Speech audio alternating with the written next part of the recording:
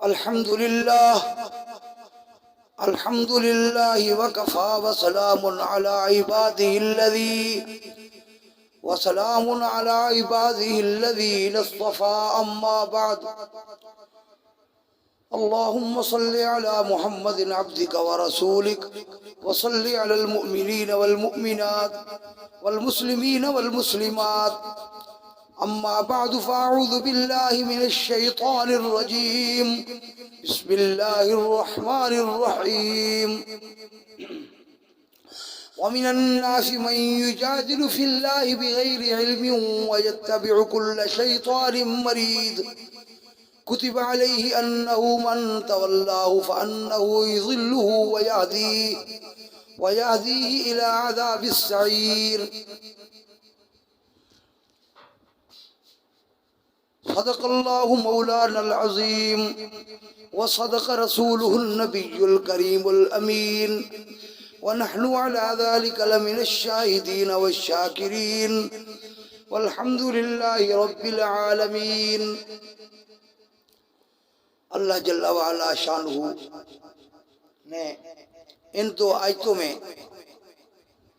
جو مسئلہ بیان فرمایا وہ انسان کا گلہ کیا. انسان کی شیطان سے جو دوستی ہے جبکہ وہ اس کا دشمن ہے، اس کا گلہ کیا اللہ تعالیٰ نے. پچھلی دو آیتوں میں اللہ تعالیٰ نے جہاں انسان نے پہنچنا ہے، اللہ کے سامنے حاضری ہونی ہے، اور انسان نے وہاں آخرت کا جھٹکا دیکھنا ہے جس کی مشکلات بڑی سخت ہیں، ان کو یاد دلایا اللہ تعالیٰ نے. بندو اللہ سے ڈر جاؤ ورنہ کوئی کہیں بھاگ نہیں سکتا. قیامت کے میدان میں سب نے حاضر ہونا ہے، اور قیامت کا میدان بڑا سخت ہے جس کے اندر قیامت کا میدان بڑا سخت ہے جس کے اندر انسانوں کی یہ کیفیت ہوگی کہ دودھ پلانے والی عورت اپنے بچوں کو بھول جائے گی، حاملہ عورت اپنا بچہ گرا دے گی، حیوان کی کوئی حاملہ مؤنث اپنا بچہ اس کے جھٹکے کی وجہ سے، اس کے خوف کی وجہ سے گرا دے گی. بہت سخت حالت ہوگی. وہاں ہم نے پہنچنا ہے. وہاں جس کے پاس ایمان اور اعمال کی دولت ہوئی وہ شخص اس دن کی مشکلات سے، اس دن کی مصیبتوں سے محفوظ رہے گا.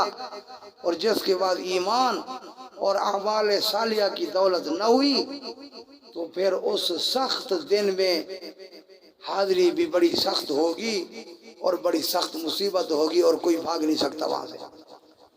اس لیے پہلی دو آیتوں میں اللہ تعالیٰ نے انسان کو وہ بات یاد دلائی ہے جہاں انسان رات دن سفر کر کے پہنچنے والا ہے، جہاں ساروں نے جمع ہونا ہے. میدان حشر کی یاد دلوائی ہے، اور اس کے بعد پھر اللہ تعالیٰ نے ان دو آیتوں میں گلہ کیا ہے. وَمِنَ النَّاسِ مَن يُجَادِلُ فِي اللَّهِ بِغَيْرِ عِلْمٍ. لوگوں میں سے بعض لوگ وہ ہیں جو اللہ کے احکام میں، اللہ کے دین کے مقابلے میں جھگڑے کرتے ہیں، جھگڑتے ہیں، شیطان کا ساتھ دیتے ہیں. وَمِنَ النَّاسِ مَن يُجَادِلُ فِي اللَّهِ بِغَيْرِ عِلْمٍ.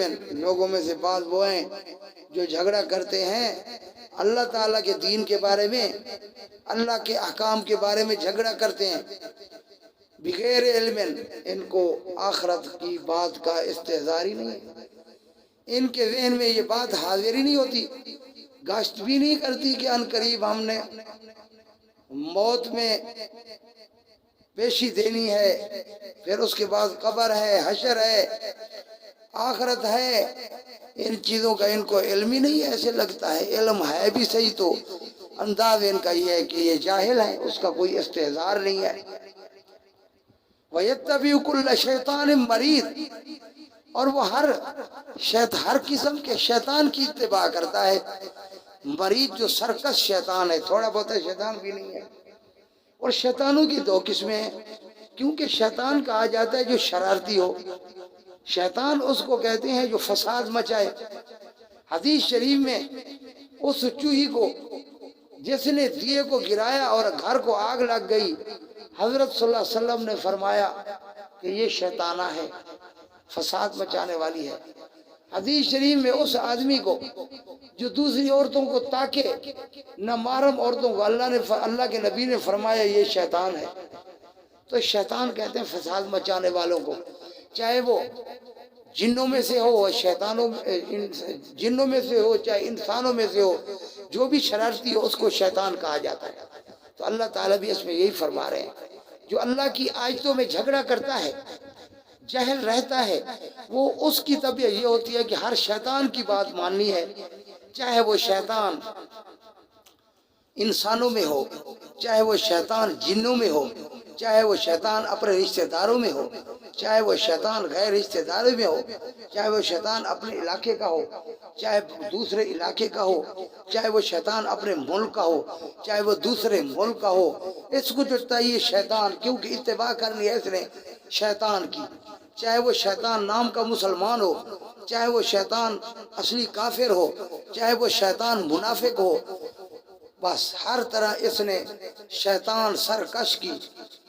کتنے لوگ ہیں جو اللہ کے احکام کے مقابلے میں ملحد اور سرکش ہو چکے ہیں۔ نماز کا کہو تو کہتے ہیں ہم نے اللہ سے سلو کر لی ہے، نماز کی کوئی ضرورت نہیں ہے، زکوٰۃ کا انکار کرتے ہیں، جہاد کا انکار کرتے ہیں، دین کا انکار کرتے ہیں، جنت جہنم کا انکار کرتے ہیں، قبر کی تیاری کے بجائے کہتے ہیں قبر میں کچھ نہیں ہوتا۔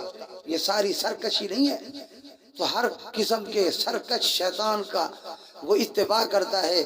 جو شخص اللہ کی آیتوں میں جھگڑا کرتا ہے، اللہ کے احکام میں جھگڑا کرتا ہے، پھر وہ شیطانوں کا دل دادا بن جاتا ہے۔